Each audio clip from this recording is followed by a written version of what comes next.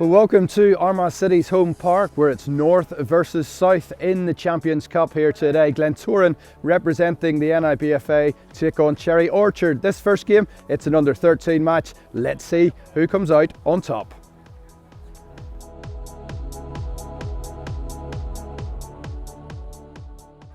Glentoran's under-13s were intent on setting the standard for the NIBFA sides against their southern counterparts at Armagh on Champions Cup Day.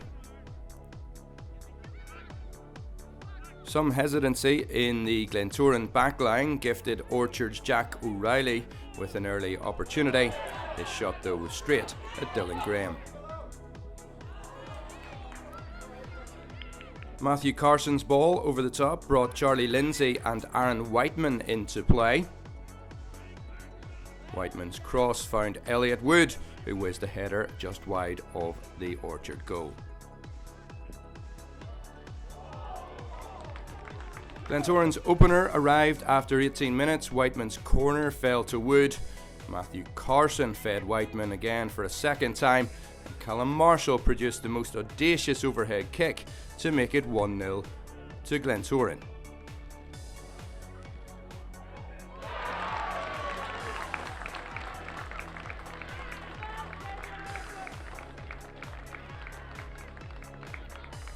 It took a further 10 minutes for the game's second goal. Charlie Lindsay showed tenacity in midfield. Whiteman then found Elliot Wood, who in turn picked out the top corner, much to the delight of his travelling family.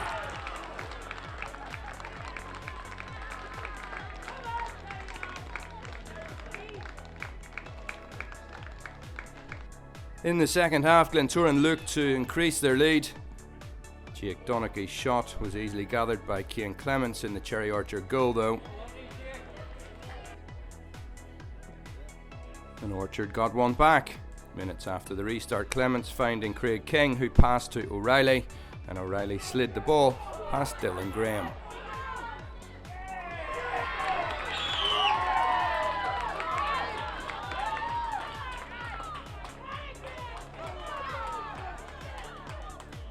The Glens soon restored their 2-goal buffer. Lindsay's ball should have been collected by the Orchard keeper, but Clements dropped it, allowing Jake Wallace the easiest of chances. He made full advantage of it to make the score 3-1 Glentoran.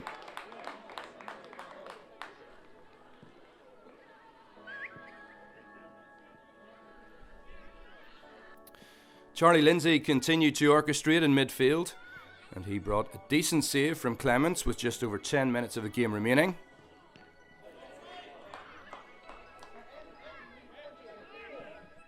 And the Belfast side did wrap up proceedings minutes later.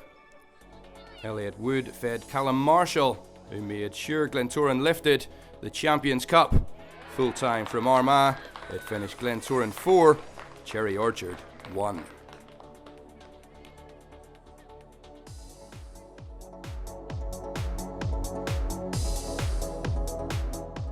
No, we're very disappointed, but we have to give our congratulations to our Glentoran team. They were excellent today.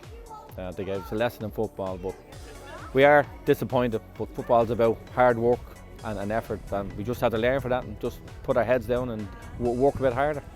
I thought 3 or 4-1, to be honest, was a fair reflection of the game. We were a bit disappointed. We came out in the second half.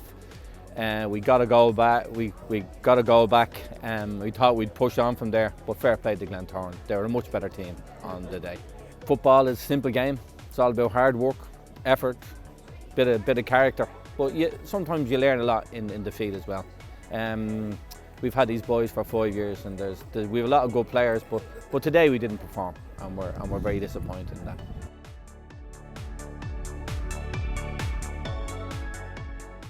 I thought the boys worked really hard, and from the first minute to the last minute, they never gave Cherry Orchard any peace in the ball, and I'd say the work rate was phenomenal. So it was fun. Really pleased with the boys. Very proud of them indeed. As I say, just the way we worked hard and we fought for every ball and our pass. We had some good passages of play, and so as you said, we won the cracking goal from overhead kick. You know, that pleases you. The things you work on and training when it works in the match, you're really pleased about it.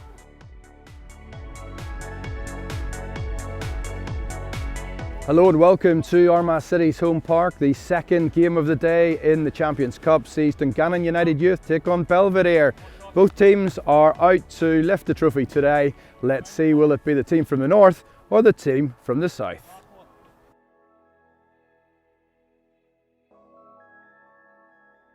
Dungannon in yellow took on Belvedere in the under-14 final, hoping to add more silverware to their trophy cabinet. After 9 minutes, James Harrell teed up Ross Fay for Belvedere, but his effort was cleared to safety by the Dungannon defence. Down at the other end, Josh Keeley was showing his quality in goal, taking this Aaron Donnelly free kick with great ease. Dungannon United were to take the lead just moments later. Connor Falls won possession. He fed Porrig Lynch. Sean McAllister's finish was out of the top drawer.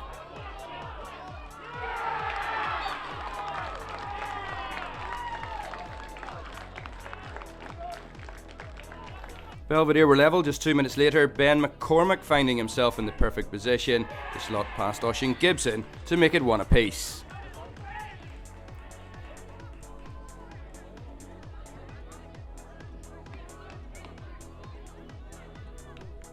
Dungannon regained the lead on 17 minutes. Aaron Donnelly's free kick was only partially cleared, and Porrig Lynch was on hand to tuck the ball home.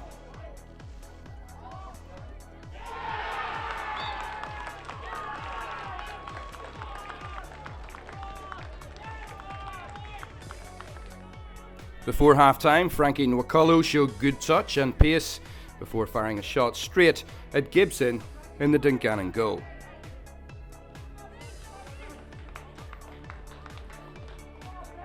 Lynch then won a free kick on the edge of the Belvedere box. Step up Aaron Donnelly, whose free kick was brilliantly pushed onto the post by Josh Keeley.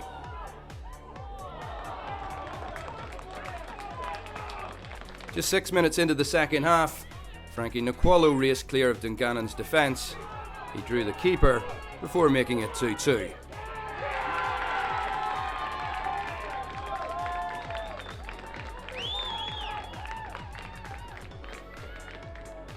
Well, that goal signalled a response from Dungannon. Aaron Donnelly's free kick deflected in off Ross Fay to make it 3-2.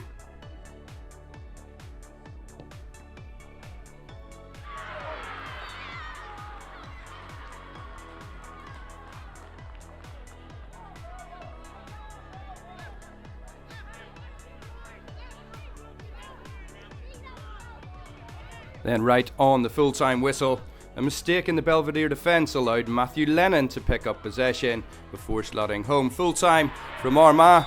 Dungannon United Youth 4, Belvedere 2.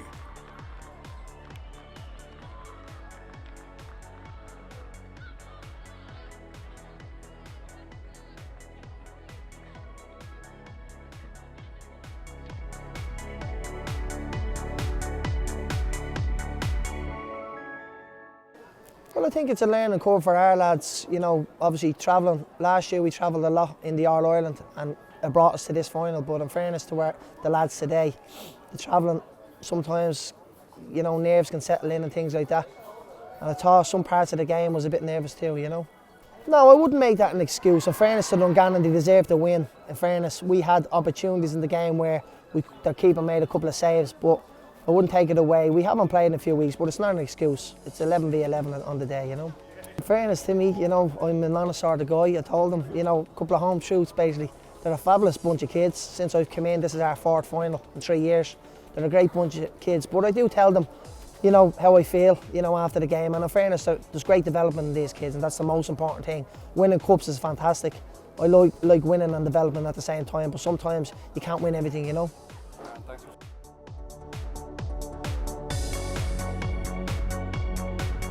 Delighted, obviously very proud because you You know, we're playing against a very, very good side in Belvedere, physically very strong, try to play the right way. I thought the first 15 minutes our boys didn't really start, maybe the occasion or whatever. You know, we tried to play it from the back, and when we did that there, we looked nervous and we gave the ball away, but we hung in there.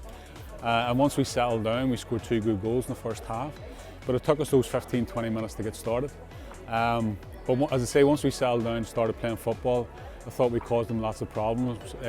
Proof of that was the 2 good goals we scored in the first half, plus we hit the post, and that was in a probably 10 or 15 minute spell. So I think once the boys settled down and started to play the football that we can do, we deservedly got the goals because we looked dangerous every time we went forward.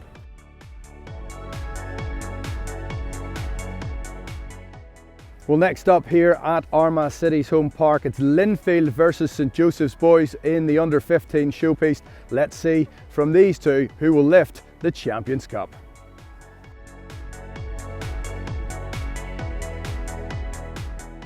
Well, after losing to St.Josephs in the previous 2 Champions Cup finals, Linfield had a score to settle with their southern rivals at home park in Armagh. The Blues settled quickest and took a 4th minute lead when Ewan Kelly's corner was headed home by Jack Scott.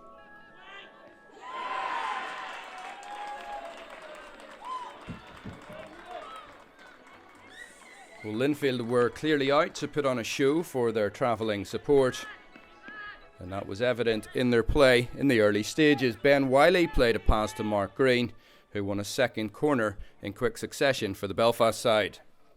Step up Ewan Kelly again, this time providing the assist for Jesse Carson to make it 2-0 with just 8 minutes on the clock.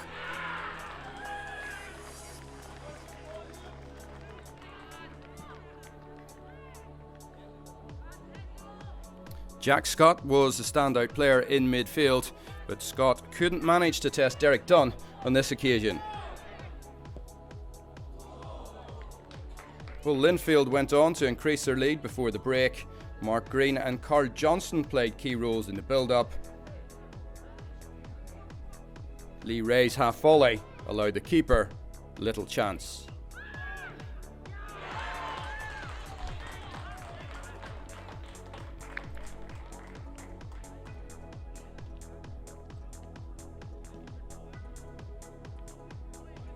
Linfield continued to dominate after the restart, with St. Joe's having no real answer. Derek Dunn made this fine save from Sam Morrow. St. Joseph's centre half Lee Kavanagh watched in despair as his looping header from Jimmy Doyle's corner came back off the bar, and that was the best chance for St. Joe's on the afternoon. Linfield's 4th goal was started and finished by Darren Hyland, a sweet left foot strike into the top corner, and it took the match further away from St. Joseph's.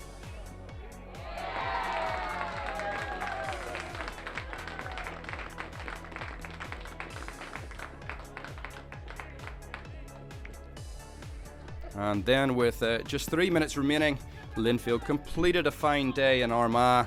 Ben Buchanan-Rolleston crossing for Michael McDade to make it St. Joseph's boys 0, Linfield 5.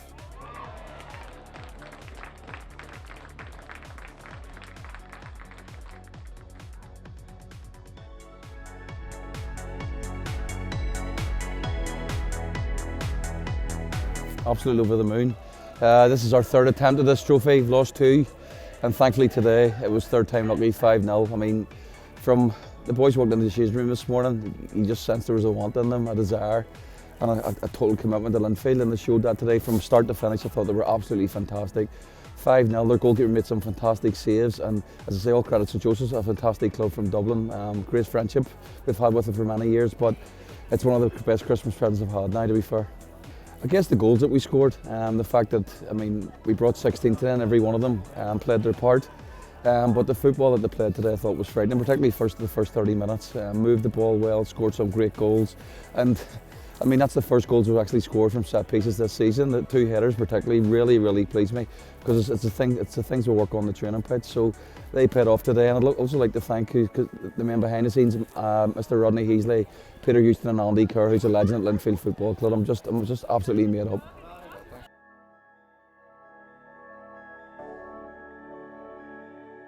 Hello and welcome to Armagh City's home park where Cliftonville take on St.Kevins boys in the Under-16 Champions Cup final. St.Kevins boys have brought through lots of players over the years, including Ian Hart, Jeff Hendrick and Liam Brady. Let's see today from the current crop who will come out on top today.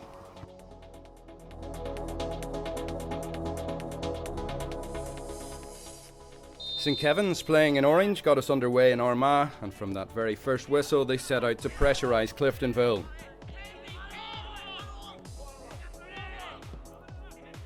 The game's first meaningful chance arrived after just 7 minutes. Dawson Devoy fed Donovan Troy, who brought this fine save from Dylan Stewart in the Cliftonville goal. St.Kevins had the ball in the Cliftonville net moments later, but Ryan Cassidy's header was ruled out by the referee for an earlier foul on Stewart.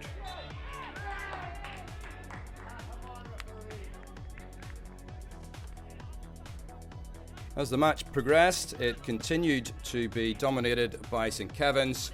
The opening goal duly arrived on 10 minutes. Brandon Birmingham playing in Cassidy, who showed great composure in rounding Stewart to make it 1-0.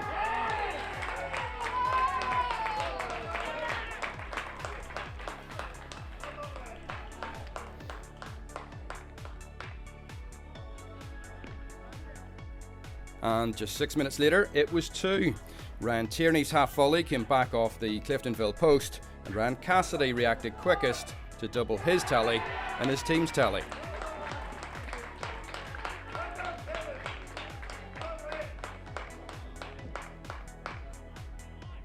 Just after the restart, Cliftonville fashioned their first decent effort on goal, Lee O'Brien crossing for Conor McGonigal, who shot straight at Cian Clark. St.Kevins' third brought up a hat-trick for Cassidy. Neat build-up play from Kat Mashigo, and Tierney allowed Dawson Devoy to provide Cassidy with the easiest of tap-ins.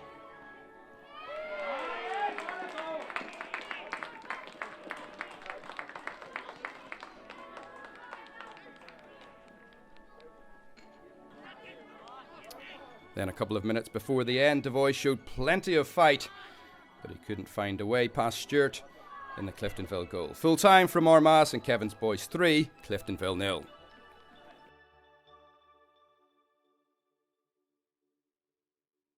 I think firstly, congratulations to St.Kevins. Very well organised team, very well drilled, look very hungry. No complaints about the end result. I think in the first half we made a couple of mistakes that could have really, helped our cause a bit more, but no complaints about the result. I think when it comes to big occasions like this, obviously it's cup final, it's a one-off occasion. I think just to go and enjoy the occasion a bit more, relax coming into these bigger games and go and show themselves, express themselves a little bit more. We've seen a lot of things there, demonstrated today that we coach throughout the week, so we're very happy with things like that. But just a bit more experience, which these games obviously bring, they allow the players to progress in their careers. Yeah, absolutely. Obviously keep their heads up, take away what they've learned from today, sort of cut out the mistakes at the back and hold the ball a bit more, relax the ball a bit more, but learn from the experience, and the next time they come up against, showcase event like this, be a bit more prepared and they can fall back on the experience that they have from today.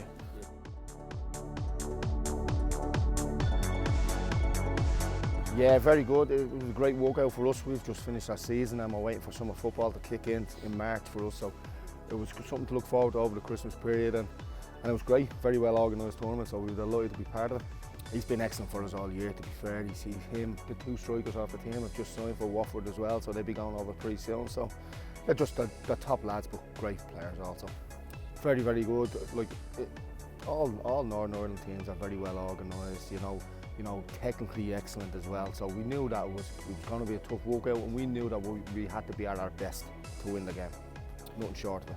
Well, they're very serious about the football, so that's a big plus. So it's not that difficult, and they want to obviously go on to a bigger and better stage and play at a higher standard. So the lads are motivated themselves. So we train 3 times a week, Monday, Wednesday and Friday, and to be fair, they're hardly missing, so which is decent enough.